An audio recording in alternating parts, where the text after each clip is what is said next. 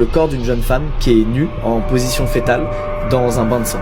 Et il est tellement terrifié qu'il reste complètement immobile, il crie pas, il bouge pas, il est paralysé. Il a l'impression à ce moment-là de se transformer en statue de marbre pendant ce qui lui semble être plusieurs heures, mais ce qui est en fait seulement quelques minutes. Et puis il entend des pas le long du sentier. Ça y est, les chasseurs sont de retour, ils vont le trouver et pouvoir le sortir de cet enfer. Nathan tourne son regard en direction des pas et il voit que c'est aucune des personnes qu'il avait pu voir précédemment au camp. Immédiatement, sa peur se transforme en instinct de survie. Il est hors de question de rester immobile à côté de ce corps avec cet inconnu qui se dirige vers lui. Au moment où il bouge, la personne s'arrête pendant quelques secondes avant de reprendre la marche, cette fois beaucoup plus vite, vers le tunnel. Miraculeusement, l'inconnu n'emprunte pas le même passage que Nathan, ce qui laisse le temps à Nathan de se cacher en contrebas, là où il peut plus le voir. Il entend l'inconnu se rapprocher de l'entrée du tunnel et il entend aussi un bruit métallique, comme s'il traînait quelque chose de lourd derrière lui. L'inconnu rejoint donc le tunnel, Nathan l'aperçoit et en le voyant, tant pis pour la discrétion, il tape le sprint de sa vie dans la direction opposée au tunnel. À ce moment-là, il sait qu'il a été vu et rapidement ses soupçons se confirment puisque pendant qu'il court, il